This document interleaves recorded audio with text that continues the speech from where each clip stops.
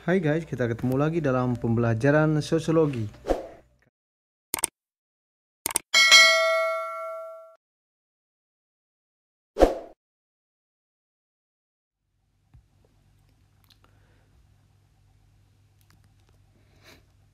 Kali ini kita akan belajar tentang the trait and the essence of sociology, atau sifat dan hakikat sosiologi.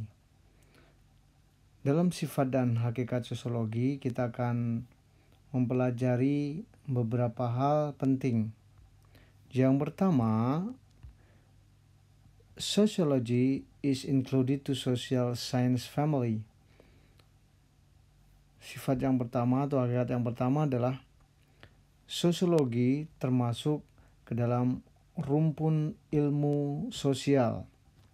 Maksudnya, sosiologi mengkaji tentang fenomena sosial, bukan ilmu alam atau fenomena alam.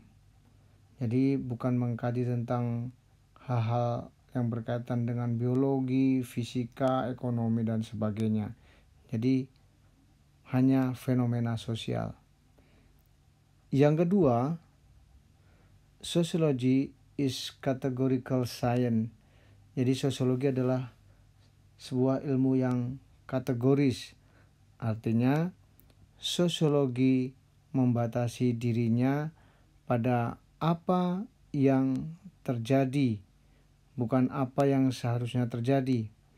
Jadi sosiologi hanya mengkaji fakta sosial yang terjadi apa adanya, bukan apa yang seharusnya terjadi, tapi fakta yang terjadi, sudah terjadi apa adanya. Kemudian yang ketiga,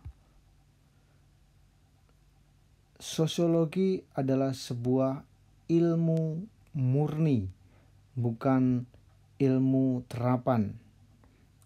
Maksudnya sosiologi mengembangkan ilmu secara abstrak, bukan terapan yang praktis. Artinya begini, sosiologi bukan memberikan metode yang pasti langkah demi langkah yang dipakai untuk misalnya mengatasi berbagai persoalan sosial. Ya, sosiologi bukan seperti itu. Misalnya kalau yang terapan itu gimana? Ilmu terapan adalah, misalnya ilmu teknik, cara-cara membuat kendaraan bermotor misalnya, atau cara membuat kue, itu langkah-langkahnya sudah pasti. Nah, sosiologi tidak memberikan ilmu terapan seperti itu.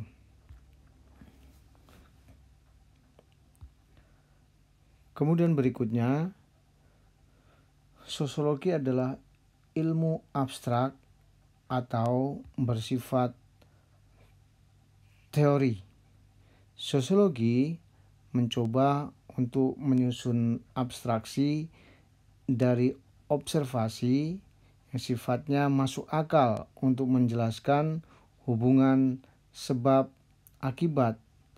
Apa maksudnya dengan abstraksi? Abstraksi itu adalah proses menyerap sebuah peristiwa yang ditangkap oleh panca indera, kemudian memasukkan ke dalam pikiran, kemudian bisa dikeluarkan lagi atau diceritakan kembali. Itulah proses abstraksi. Misalnya ketika Anda melihat tawuran, itu berarti kamu melihat dengan panca indera, dan sesaat kemudian kamu menceritakan kepada orang lain, itu adalah proses abstraksi sudah terjadi.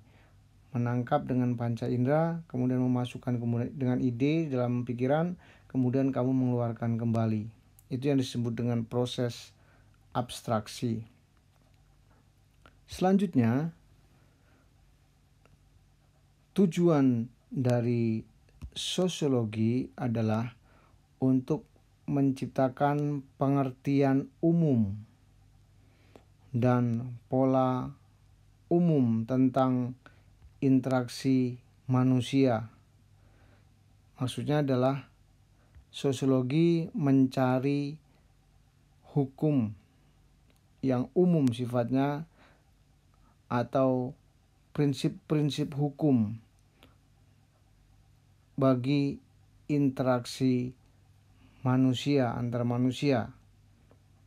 Artinya di sini bahwa dalam interaksi antar manusia, hukum umum adalah bahwa ketika manusia berinteraksi harus ada namanya kontak sosial, entah itu kontak secara langsung maupun secara tidak langsung, atau dalam interaksi itu nanti ada komunikasi yang ada ada yang memberikan dan kemudian ada yang merespon, itu maksudnya.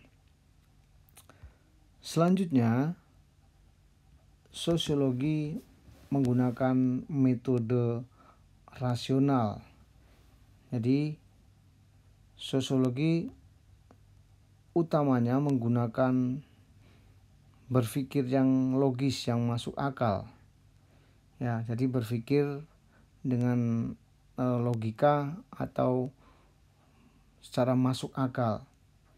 Artinya bahwa dalam mengkaji masyarakat, sosiologi menggunakan metode, menggunakan cara-cara ilmiah yang sistematis, yang masuk akal dan berdasarkan fakta, bukan berdasarkan asumsi-asumsi belaka atau perkiraan-perkiraan belaka.